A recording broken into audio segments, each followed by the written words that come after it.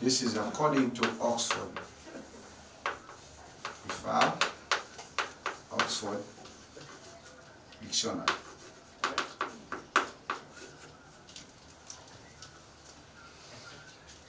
Let me give you the second way that you can define a block diagram, and I'll explain both of them to you, because now we are in fundamental of electronics. A block diagram is a diagram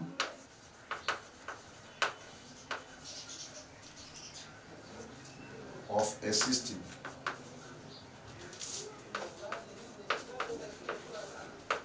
A system in which the principal parts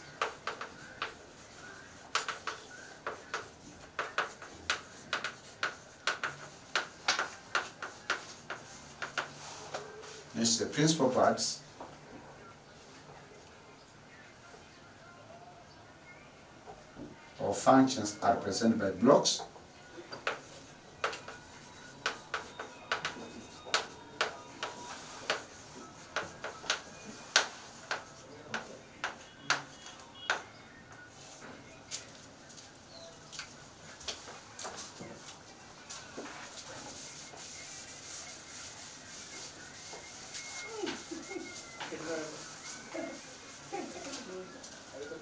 Represented by blocks.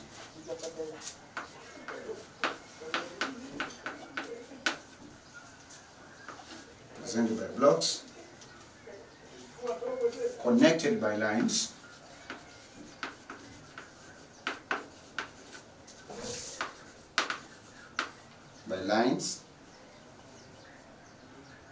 that show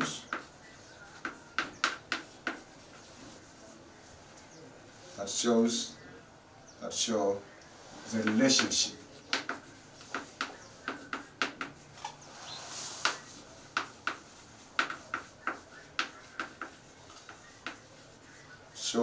relationship between, or the relationships of blocks.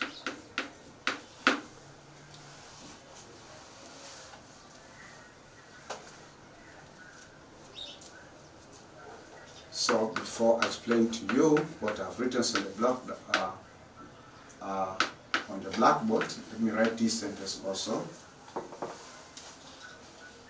Block diagrams are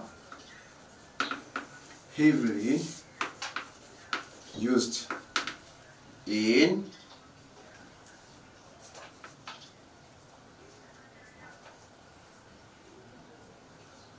engineering,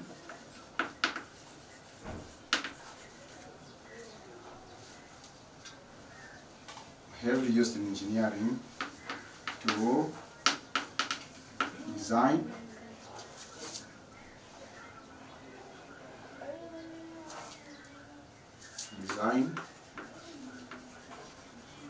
hardware,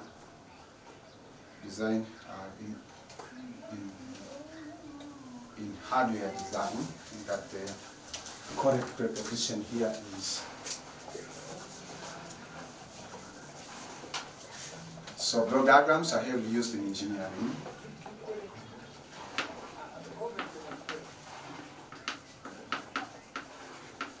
For example, they are used in hardware design,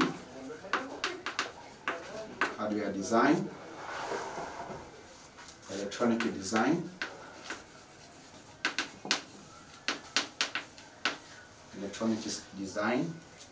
software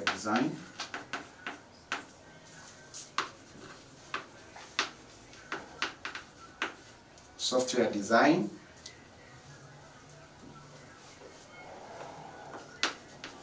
and process flow design, process flow diagrams. This is according to Wikipedia.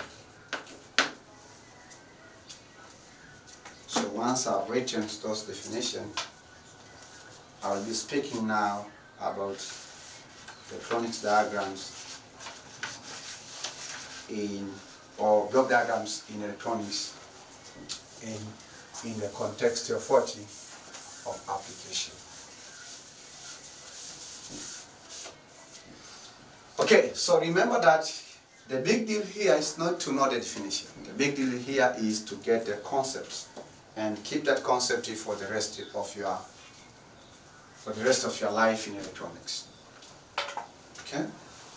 When you say that the concepts, you see the meaning of it, but you see how important it is, but also you have to know how can you use it effectively on your process of learning.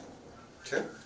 So if example, somebody will ask you that, what did you learn today? I think that it could be well, or it will be worth, if you say today I just learned about block diagrams in electronics. Because it's a secret, and actually it's a secret for the fundamental electronics, for intermediate electronics, for advanced electronics, even including telecommunications. When I talk about, remember that telecommunication is one of the applications of electronics. So it doesn't mean because I'm not talking about it that we have something different, no.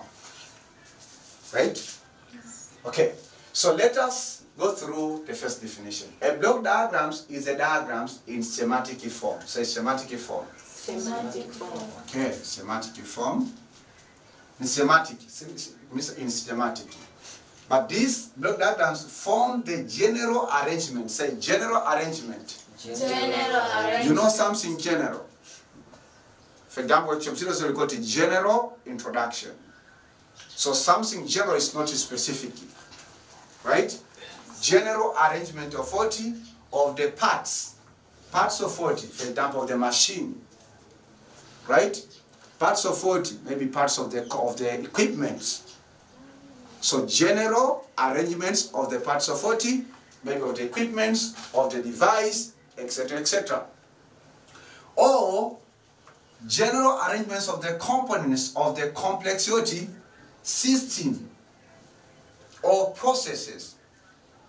So it means that the block diagrams, this is a schematic diagrams that form the general arrangements of 40 of the components of the complex system. So it means that once you know the concepts of the block diagrams, once you know how you can connect blocks in electronics, so from there you can now draw even block diagrams of the simple and complex systems. Why? Because you know the general arrangement. And you know that in electronics engineering, whenever you have identified a particular problem, the next step is you to try to represent the problems that you've identified in form of blocks. That's what you have to draw a block diagram. So if I could be you, I can make a strategy that every day I have to draw at least one block diagram. If I could be you. But because I'm not you, you is you. You can draw even block diagrams in a month. Am I right? Yes. Yes. For example, I told you that actually electronics technician or engineer should have a pencil. So do you have a pencil? Yes. Where is it? It's in your bed. So it is far from you. Not far. Okay, good. So we say that it can be either a complex system or a complex process, such as an industrial apparatus. So it means even industrial apparatus has what? A block diagrams. Or an electronic circuit. That's the definitions of block diagram.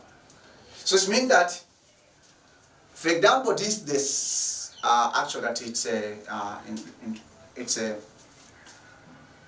embedded electronic system or circuit. But before building or implementing, or before even designing, I drew its block diagram first. When you come and maybe, for example, that you want to understand the motherboard of this multimeter, so If you want to understand this multimeter in higher level, then you have to think about what? It's what? Block diagram. So there's a block diagrams that the manufacturer of this multimeter has used to build or to design this multimeter. Are we together? Yes. Are we together? You're welcome. So that is, so it's when you open and see the motherboards of this multimeter, it's complex. It has so many electronics components, right? But those electronics components, you can represent them in terms of what? In terms of blocks first, before you go into the details. Are we together? Yes. Are we together? Yes. So this is the multimeter. It has its block diagrams, which represents all the components that have been combined together to form this multimeter. Your smartphone that you have. Can you take your smartphone? Can you take your smartphone? No, I don't. I think that. Oh, okay. Your mobile phone or your handset, because others say that you don't have a smartphone. So once you open that smartphone, or even before you open that smartphone, then before designing and implementing and buildings and whatever and doing whatever that people or those technicians they have done, there is a block diagrams of designing your particular smartphone. And that block diagrams represent the general arrangement of the different parts of your smartphone. You have computer, similarly for the computers. You have watches, similarly for the watches. So from here, students, I tell you, for example, myself, once I knew the secrets of block diagrams, I can encounter a new device or a new problems that I didn't experience or I have never met with it, but I can approach it in such a way that you might think that I was aware about it. Why? Because there is a fundamental, it means that there is fundamental block diagrams in electronics that you have to think whenever you meet with any system, any electronic system. And I will teach you today. Okay? Okay, so we say that, okay, the second definition, it says that a block diagram, so I forgot here, a block diagram, I forgot here the word diagram. A block diagram is a diagram of what? Of a system in which the principal parts, say principal parts. Principal parts. Say principal parts. Principal parts. So in which the principal parts or functions are represented by blocks connected by lines that show the relationship of the blocks and rings of block diagrams. I really prefer the second definitions more than the first one. Okay, both definitions contributing something in our mind, but the second definitions really mention the blocks that you'll be using in drawing the block diagrams. Right? Remember that these blocks, we don't draw blocks because we need boxes or rectangles. No. We draw blocks according to the relationship of those different parts that are building that particular systems or that particular component. Are we together? Yes. Are we together? Yes. So simply to draw block diagrams we need what? Blocks and lines. And these lines, because we want to show the directions of the currents or directions of the signal, then these lines actually they have heads, so we can call them arrows. Right? Yes. So it means that the mostly block diagrams are drawn by using blocks and arrows, blocks and arrows, or blocks and lines, blocks and lines, but here we can say that lines is arrow.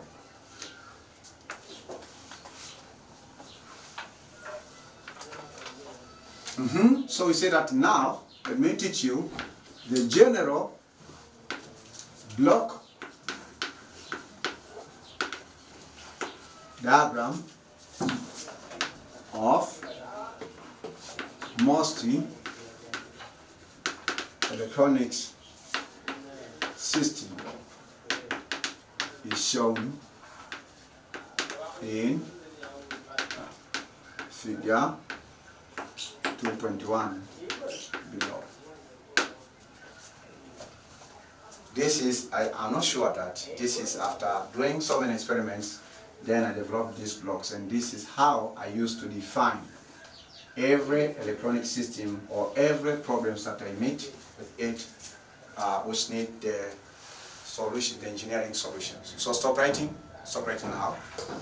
So in any electronic system, in any electronic circuit, in any electronic design, in any electronic implementation, you will find a block that we call it a power supply unit. Most electronic systems, most electronic design, most electronic circuits need power. So you have to think about power first. You have to think about the part which is responsible either for regulating power, which is responsible either for amplifying power, which is responsible either maybe for protecting maybe the overpower, which is responsible actually maybe to lower the power, which is responsible actually that maybe to step down the power. So you have to think, right? So the first fundamental block is power supply unit. We have different power supply units in electronics. Okay? Then in any electronics, or in most electronic system, I should not say that in most electronic system, we have again a fundamental block. And this fundamental block, we call it input unit. This is the way you have to think. And this is the way you have to learn about electronics. Especially practical electronics. Then, once I have this one, then I can have maybe another block here. Okay? So this block, we call it a system, or we call it a processing or control unit. So you can call it a system, or processing or control unit. I said, don't draw it. Listen, watch. Listen, watch. This is a very important part. As I told you that, the summary of today's workshop, if somebody asks you that, ask him or her, I just learned block diagrams in a different way. Right? But because the issue is not to learn the block diagrams. Did you understand? Did you grasp something? Did you grasp something that remained for a long time? Or you've been learning for the purpose of answering exam?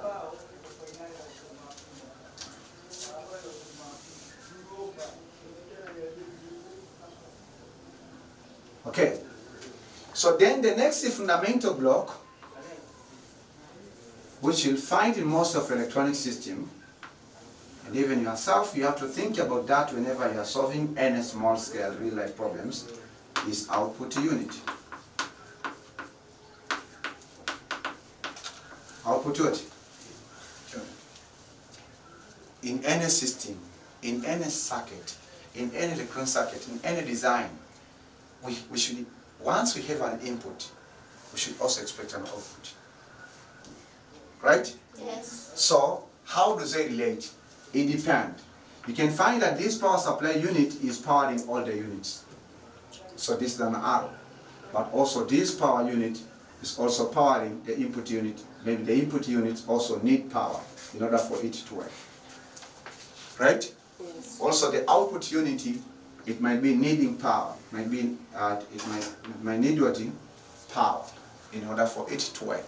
Maybe to receive the signal from what? From the system or from the control unit. So because these arrows, you have to make sure that they don't cross each other. So let's say that we have this guy empowering the output unit. You see arrows? Huh? Yes. Then the input always, we expect it to feed the control or the processing unit. And this is actual, it's a truth or it's a fact from the human or from the concept that how God has designed us as a human being. And I will give you a simple example. Okay?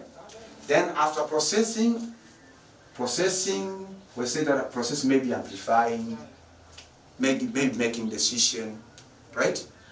Maybe just interpret the informations or reading the informations that have been coming from the sensor, and hence you actuate something. So when you say the processing or controlling, actually that we are still speaking generally, but there's a lot of functions which can be done there. Right? And then here we have what the arrow from the processing or from the control after the processor or the control unit to process the informations which have been given by the input, then it can give us the output. So listen. For example, let us, because this is actually what this fundamental block diagrams, or just we call it the general block diagrams of most electronic systems, it has been developed from the human being.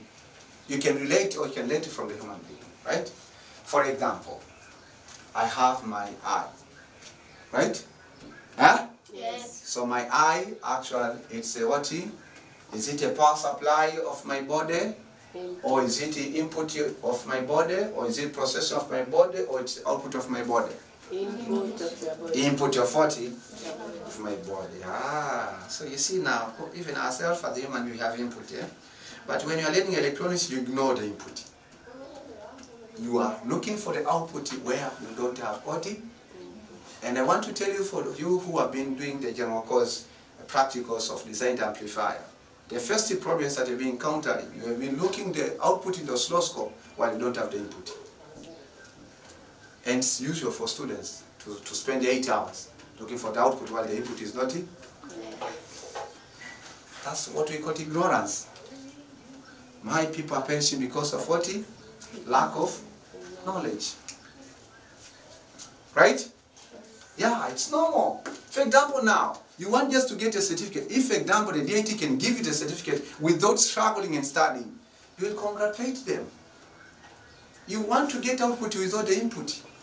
That's how the human character. Okay, so now, for example, you're watching me, right? You're watching me. So that's the input unit, right? Once you watch me, where that information goes? To your brain. So what the main function of the brain? To interpretate what am I telling you and how am I trying to use the visual language on teaching the concept to you. Right? So the brain is what? Processing unit or control unit or system. Right? And then we have what? In order for, do you think that as a human being, in order for my eye to work and my brain to work, what should be the power supply? Energy. Energy, yeah? From what? Food. From food. So the food is acting as what? Power supply of what? The body. It's supplying power, isn't it? Yes. Because if you are hungry, you didn't eat it for 10 days, what do you expect? Will you see me? No. And then you come to learn about fundamental of practical electronics, will you see me? No. Your eyes will be there, but actually they cannot see it. They cannot see me, isn't it? Yes. Aha. Why? Because the power supply is not there. But I found so many students, they are looking for the output while the power supply is not there in the ear system. And they are really struggling. So just give us a few minutes. We'll show you the result. Just give us a few minutes. The power supply is not there. But the output will be there by miracles. Are we together? Yes. Then once you send the informations to your brain, what do you think are your outputs when you are learning about fundamental practical electronics? What are the outputs now? You watch, you listen. Our ears are the input or output? Input. Input. Input. So I have an eye is an input, an ear is what? An input. The brain is what? Processing unit. The food I took it's a power supply. And then, for example, for myself who is teaching you, what now the output unit? Mouth. My mouth, right? For you, your head. That yes, yes, yes. So it means that you are interpreting. It means that you understand the information. So now you are sending the information to the head. Yes, yeah. even your mouse also can say, okay, yes, thank you, I understood. That's the output. But can your mouth say that I understood without the information? No. No. But practically used to make sure that the mouth is saying that I understand while there's no anything else of learning. And it's catastrophe. Are we together? Yes. Are we together? Yes. So whether the system is complex or simple, try your level best to grasp the concept and present it the whole system in general context, like that one. The power supply for electronic system, it might be a battery. It might be a battery, but it's power supply, right? The input, it might be maybe a sensor, like this one. This is the sensor organ, and it's an sensor organ. And sensors have been built from the human sensors, from our sensors and animal sensors, right? This is the sensor. Okay? It's just like a lens of the camera.